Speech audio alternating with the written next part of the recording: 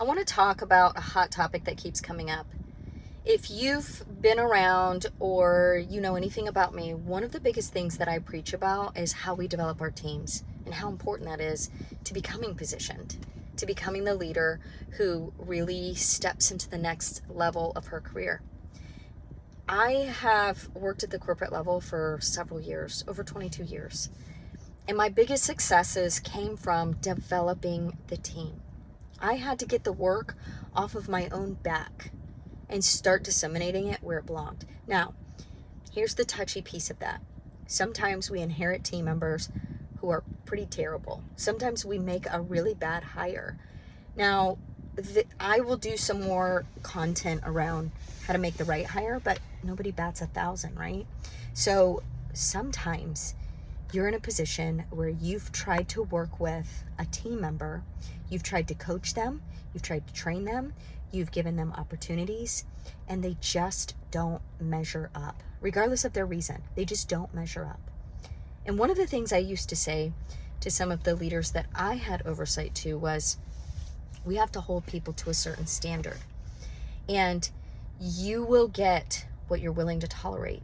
And the rest of the team is watching. So I put a recent post up about an incident that actually happened to me in my corporate career.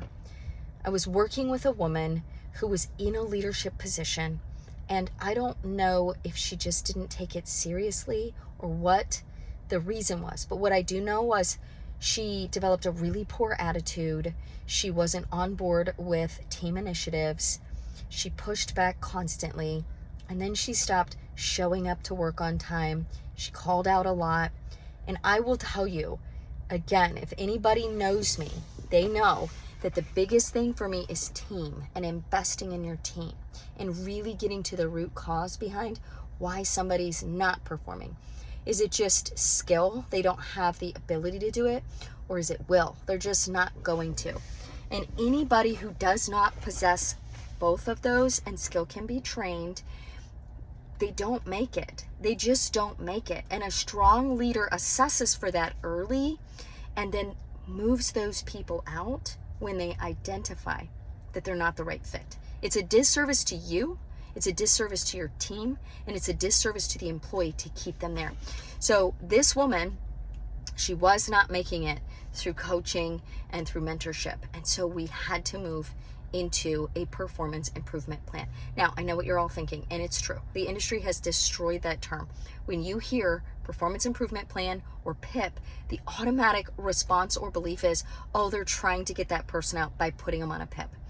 And at the time with the organization that I worked with, we used PIPs. It was a formal part of how we managed people, and it was the next step. And so I put this employee on a PIP.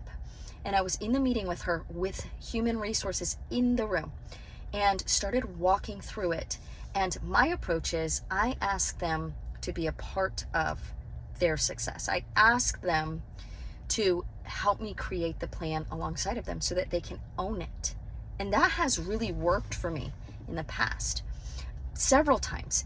And really, if I call it a success plan, it seems to work better. Again, PIP has such a negative connotation, but so many organizations use it. My encouragement to you is to just call it a success plan and have them help you write it. Nonetheless, I was meeting with this employee, and as I started to go through setting up the first pieces of that performance improvement plan, she stopped the meeting and said, I am not going to do this. In fact, I want to make a formal report that you're creating a hostile work environment. Awesome, right? Every leader's dream to hear that. But human resources was in the room, so she did stop the meeting. For me, I just remained calm. I kept my composure because the truth is, I know how much time, effort, and energy and resources I put into mentoring her. I learned early in my career to document all of my efforts with an employee before you get to the plan phase. You want all of that documented. And because I had all of that, I stayed calm in that room. And we stopped that meeting, and human resources took over from there. And we were able to remove me from that meeting, which was really the call of human resources at the time. But the point that I want you to hear is, you cannot shy away from holding employees to the standard because you are fearful of the claims they will make, because you are fearful of how they will respond, or if they will retaliate, or what other people will think about you. It is your job as the leader to coach and mentor people up to their highest potential. And if they're not willing to do that, then it is your responsibility, as difficult as it might be, to remove them from the team. Again, you get what you tolerate. So that's what I have for you today. Have an awesome day, ladies, and we'll talk soon.